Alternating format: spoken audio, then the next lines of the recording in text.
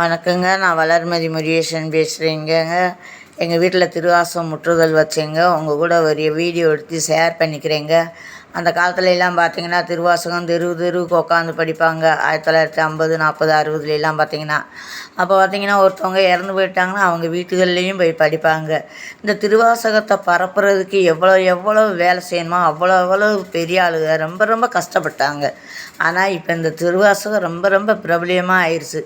அறியாதவங்க தெரியாதவங்க அடியார் அப்படின்னு ஒரு 20 பேர் 30 பேர் நம்ம வீட்டுக்கு வந்துட்டாங்கன்னா அவங்களுக்கு சாதம் பொங்கி போட்டு அவங்களுக்கு பணிவிடை செஞ்சு அந்த திருவாசகத்தில் உள்ள அந்த புக்கில் உள்ள பாட்டை பூரா அவங்க நல்லா இனிமையாக பாடி அவங்கள வரவேற்கிறது இருக்கே ஒரு அற்புதமான சந்தோஷங்க. ஒரு திருமண வீட்டில் கூட அந்த மாதிரி நடக்காதுங்க. அவ்வளோ தூரம் இனிமையாக இருக்குது. திருவாசகம் என்னும் தேன் அந்த காலத்தில் எழுதாமையும் அப்படி எழுதி வச்சுருக்காங்கங்க. ஆமாங்க.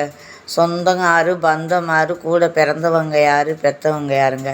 அடியார்னு வந்துட்டா ஒரு சாமியார் சொல்லியிருந்தார், தான் இருப்பிடத்த படுக்கையை கூட கொடுத்துட்டு அவன் வெளியில் போயிடுறானே, சொந்த வீட்டை கூட அடியார் அப்படின்னு வந்துட்டா அப்படின்னு அவர் சொன்னார்.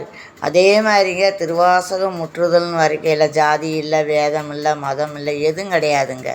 தான் வீட்டில் ஒரு கஷ்டம், அந்த கஷ்டம் தீரணும் அப்படின்னு சொல்லி 10 பேரை கூப்பிட்டு வந்து திருவாசகம் முற்றுதல் வச்சு அவங்கள நல்லபடியாக அனுப்புனா உண்மையே நல்லது நடக்குதுங்க. நன்றி, வணக்கங்க.